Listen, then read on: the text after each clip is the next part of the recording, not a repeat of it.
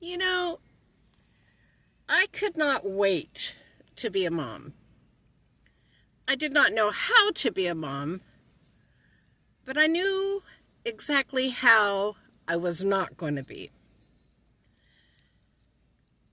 And there was a few things. My birth mother, love and respect to her, but she had multiple fathers for myself and my siblings. We are all half. One thing for sure is I was going to make sure my husband was the father of my children, and I wanted 3.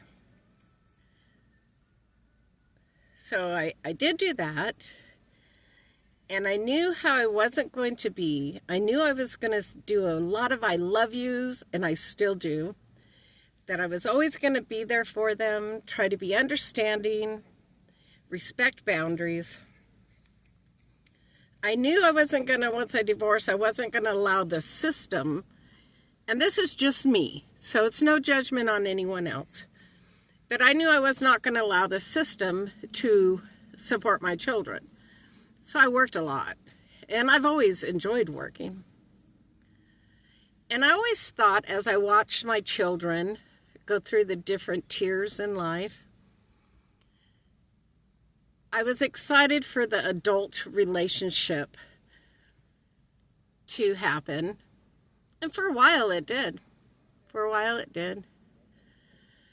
I just said yesterday, I raised 3 children, and all 3 turned out differently. And it's all about choices that they wanted to make in their life, and it's their life. They can make those choices. But what do you do when you are in your 60s and the majority of your children just don't want to talk to you? Now, given my one son has passed on, and he didn't talk to me for years. He stood by his wife, and I respect that about him. But I did pray. I prayed without ceasing that the Lord would fix that. And it just wasn't in the Lord's will. My daughter and I have a good relationship, though we cannot live together, nor do I want to live there. She's young. On Tuesday, she's going to be 45. She has her whole life still ahead of her. She lost her husband a couple years ago. She's getting into the dating scene. And last thing she needs is mom to be underfoot. So, sorry, I had to let them walk by. And then there's my youngest son. In May, it will be 2 years that I was officially diagnosed with cancer. Well, it was in April, and then May I started my treatment. And I had called, to let my children know. And my youngest son, he was upset about it, wanted me to be there, and I said, I'm not going to do treatment there. I'm doing treatment here. He has never, in almost 2 years, called and said, Mom, are you doing okay? Mom, do you have enough for gas or food? Mom, are you keeping warm? Mom, how are those treatments? He'll ghost me. I have always just sent messages, I love you, son. And I'm now at the point where I'm just stopping. I'm stopping that. Not because I'm spiteful, not because I'm angry, but because I cannot make someone want to talk to me. I have no idea what is going on there. At least with my oldest son, I knew. And if you know, then you could either try to rectify that or come to terms with that. And that's what I did. And that's what my son Joshua did. But my youngest son, he just will spiral. And I know he's going through some things of his own.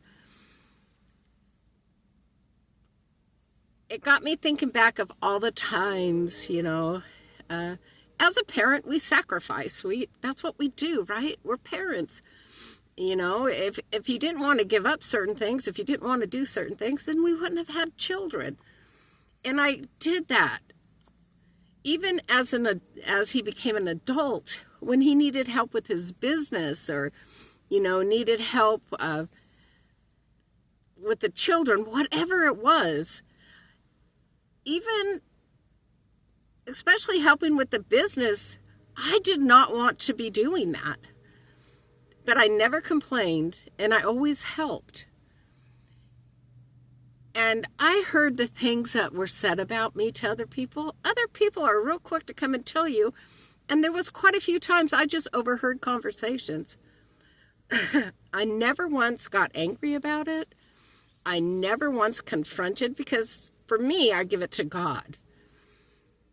I always have a smile. I love you. You know, I'm glad I'm here for you in any way. And that's the case. If he was to call up today, I wouldn't be so quick to go and help do, say, like a business. I wouldn't be doing that anymore. Just not doing that. But it only takes a second to send a text message. You know, you could see, or I could see posts that are being made and stuff, so I know that he's active. You know, just recently, his wife got upset with me because I picked a bad time to tell her that my son's best friend was in the hospital and they weren't giving him much of a chance. And we're talking about Stephen, who's doing great. Well, first of all, I don't know any good time. And as for me, I just, you know, hey, I just need to tell you something. And I say it. I don't say, hey, where you at? What you doing? I don't do that. So now she's just not even speaking to me, which is quite okay too. Because it was usually when they were having some kind of problem in their life. And that's another thing. I said, look, you guys have to figure that out. I will pray, but no comment here. But, you know, I was thinking, what do you do with all that? I'm more closer to my end days than my middle or beginning days. And not that I'm going anywhere right now, Lord willing. But, you know if I get super sick, if things are rough, I know I have my daughter. And like I said, I don't want to do that to her. I want her to enjoy her life. And, you know, I have many, many years left. But what about when I'm 80 or 85, right? Not that I'm jumping ahead, but it would be really stupid of me not to at least have a plan. So I was talking to my friend. He actually bought me dinner. Yeah, I ate the fish sandwich again, even though I'm not a fan of him. But he's so sweet, you know, and so we're just conversing. And, you know, it's like, what do you do with that? Well, I tell you what I do. I give it to God. I continue to love my children. And I'm just stopping. I'm not going to be the one to initiate any conversation. Not a happy birthday. Not a Merry Christmas. Not a, hey, I'm checking on you. And some people will probably think that's wrong and cruel. I think what's wrong is at least not respecting your mother enough to at least say, hey, just checking on you. Don't have to have any more dialogue. Don't have to do that. My birth mother was not a good person. I always loved her and always respected her. Always. Did I want to sit down and have dinner with her or go on vacation? Nope, absolutely not. But I did honor her as my mother. Regardless of what happened. That was up to God to take care of that. I am learning that I just have to choose my battles. And as much as I would love to have that relationship with my son, he was very sick as a youngster. My other two children thought I just coddled him and babied him, and I did. Yeah, he was the caboose. He was the last born. He was full of energy, and he was mischievous, and, he just did his own thing. And so I didn't quite understand how that cutoff would be, how that could just happen. I mean, just no excuse, no reasoning at all. But I don't care. I do not care. I love my life. And I love myself. And I am not going to take on the stress of someone else. I'm not going to try to figure out why it is. He's the one missing out. Because one day I won't be here. Lord willing, I will go before my other 2 children. I don't want to lose another child in my lifetime. I do not want that. But he's missing out. I think back of all the things. I was involved in their school. I was involved in their sports. I was just involved, made sure celebrated birthdays, and holidays were a big thing, and always cheering them on and lifting them up. Was I perfect? Nope. I fell short each and every day, but I did the best that I could do. And like I said, I knew what I did not want to do. I did not want my children to ever think I didn't love them. But now I'm going to be 64, and I'm thinking, I'm not going to sit around and wait to see. I'm not going to contact him to see if he's going to reply back. I'm not reaching out because I've always been here, regardless. I've never brought up anything that I know that was done against me, ever have I done that. I just go on like it's just a beautiful, bright day. So what do? Do you have that? Do you have children that don't speak with you? How do you handle that? As for me, I'm just no longer, and his birthday is a week prior to mine in April, and I'm not. I have his, I did order like 2 years ago. I ordered his hospital pictures, and I'm going to mail them.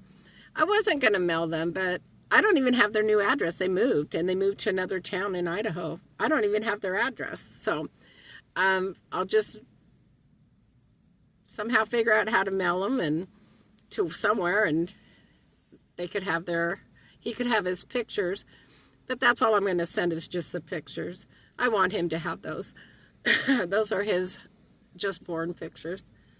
But yeah, what do? How do you feel? How do you handle it? I'm okay with my decision. I'm okay with it. And if he reaches out to me, if the Lord allows that to happen, then I will respond back as if no time has ever passed. But if not, I'm really okay with that. I'm okay with aging. I'm okay with my life. I love my life. And I don't say that to convince myself or anybody else. It is truth. I truly love my life. I'll be happy when I'm done with cancer treatment. I'm excited. School is starting on the 30th of March. So excited. I have great things ahead for me. I have a whole life out there. It would just be wonderful to be able to share it with my son and his family. But for now, that's not the case. And I'm okay with that. Anyway, I pray you have a fabulous day. It's Saturday. I went on a nice walk. It was cold. I was actually going to film this outside, but I was so cold. It looked like I was crying. My eyes were so runny from the cold. But it's beautiful out. But I pray for each and every one of you that you have such a blessed day.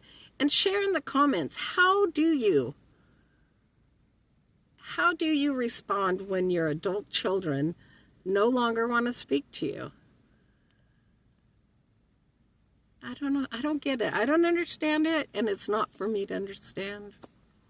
I'm just going to keep living my everyday life, regardless of what happens in it. I am going to be peaceful and joyful, regardless of what is happening. I pray God's blessings over each and every one of you. And please remember, these are just my thoughts. This is just how I feel. You don't need to leave no hate. You might respond differently, and that is okay. That's why I'm interested on how other people would handle this situation, or have you handled it? Anyway, God bless each and every one of you. I pray for you. I ask that you pray for me, and I'll be talking to you again soon. This is Gracie, and I'm out. Bye.